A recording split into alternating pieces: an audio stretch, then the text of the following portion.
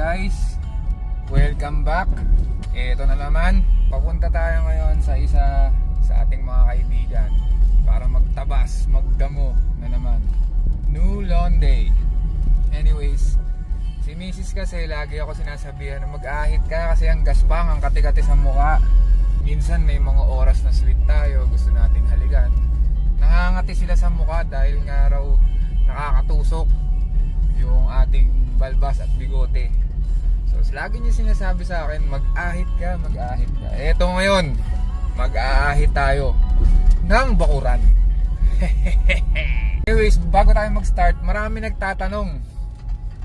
Kala mo naman maraming taga-subaybay. 60 views ka lang naman. Yung 50 doon, ikaw ang nanood. Yung 10, yung mga anak mo. Paulit-ulit. Kasi nalilibang sila. Yun naman ang importante, sinusuportahan tayo ng mga mahal natin sa buhay. Natutuwa yung mga anak ko kasi satisfying daw. Lagi nila sinasabi, Daddy, make more videos of you cutting grass. So yun, kaya pinagbibigyan natin. Isa sa mga reason. Anyways, bakit daw Neat Your Garden? Ano siya, wordplay siya doon sa isa sa mga sikat na teleserye, Korean novela. Korean ba yung mga yun? Taiwanese. Anyways, sa isa sa mga sikat palabas noong early 2000s or mid 2010s, 2005 pa, something, which is Meet Your Garden. So, sakto naman, hindi ko naman sinasadya yun na nagkakaroon sila ng na resurgence dahil nga nagkakaroon ng mga concert yung Meet Your Garden. Sakto lang naman, hindi ko talaga tinaon dun. So yun, kaya Meet Your Garden. And para malaman ng ibang generation or para hindi nila alam kung anong era tayo pinanganak.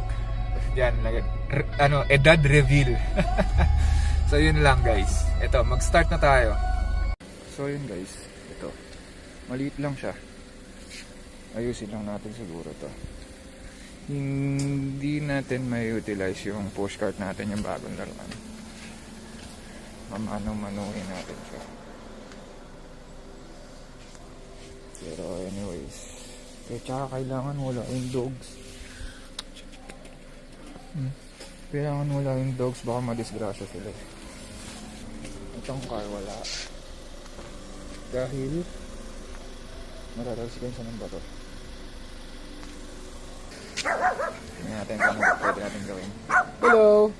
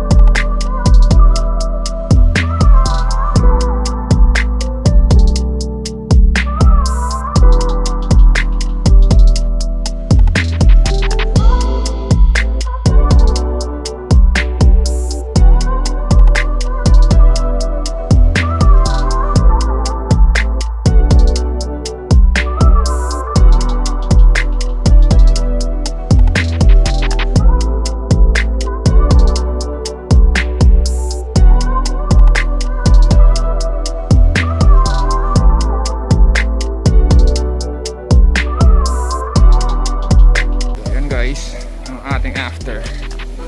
Tirim din natin yung malalaking halaman dito. Dahil nga, para medyo maliwalas.